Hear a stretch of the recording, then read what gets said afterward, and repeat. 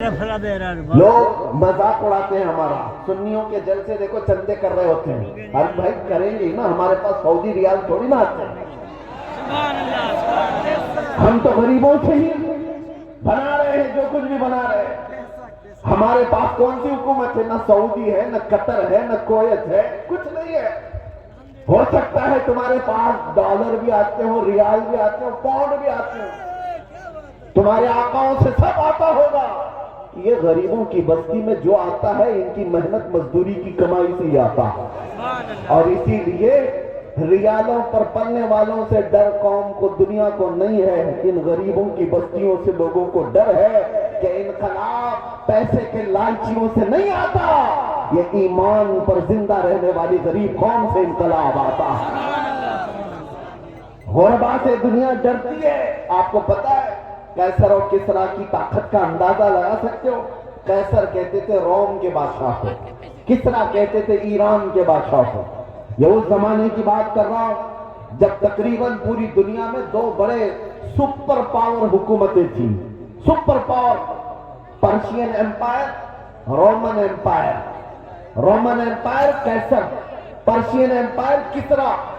یہ میرے مصطفیٰ کریم صلی اللہ تعالیٰ علیہ وسلم کے زمانے کی بات کر رہا ہوں، اور جب حضور پاک کے زمانے سے تھوڑا سا زمانہ آ گیا صدیق اکبر کا، فاروق اعظم کا، مدینے سے یہ صحابہ کی جماعتیں نکلی تھی اور یہ بات کر رہے تھے قیصر اور کسریٰ سے مقابلے کی۔ سوچو سیمانچل کے غریب لوگ، بستیوں میں رہنے والے جن کے ہاں پکی سڑک بھی نہ ہو، اور وہ گاؤں کے رہنے والے اگر یہ کہیں ہم امریکہ سے لڑنے والے ہیں، رشیا سے لڑنے والے ہیں، تو دنیا مذاق ہی تو کرے گی۔ دنیا کیا کہے گی؟ ارے تمہارے چھپر کے گھر ہیں اور تم بات کر رہے سپر پاور سے لڑنے کی۔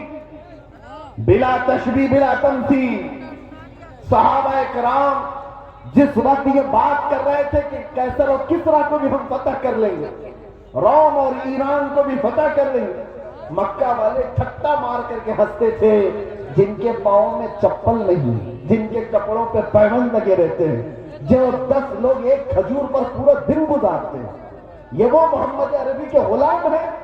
روم اور ایران فتح کرنے کی بات کر رہے ہیں، مذاق اڑایا جاتا تھا، لیکن تاریخ کی سچائیاں بتاتی ہیں وہ مذاق کرنے والے دیکھتے رہ گئے۔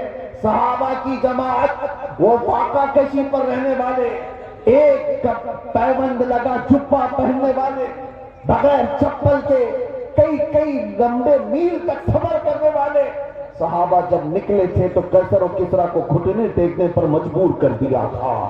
عمر فاروق رضی اللہ تعالیٰ عنہ کے زمانے میں وہ وقت آیا تھا کہ جب کسریٰ کی حکومت بھی تہو بالا ہو گئی، قیصر کی تمام سلطنت کی دانائیاں ختم ہو گئی اور پھر پرچم اسلام لہرایا تھا، تو آج تک ایران پر جو اسلامی حکومت کا غلغلہ ہے آج تک موجود ہے۔ میں آپ سے کہتا ہوں کہ دنیا نے ہمیشہ یہ دیکھا ہے محمد عربی صلی اللہ تعالیٰ علیہ وسلم کے غلاموں میں ان کو کمزور دیکھا گیا ہے، ان کو غریب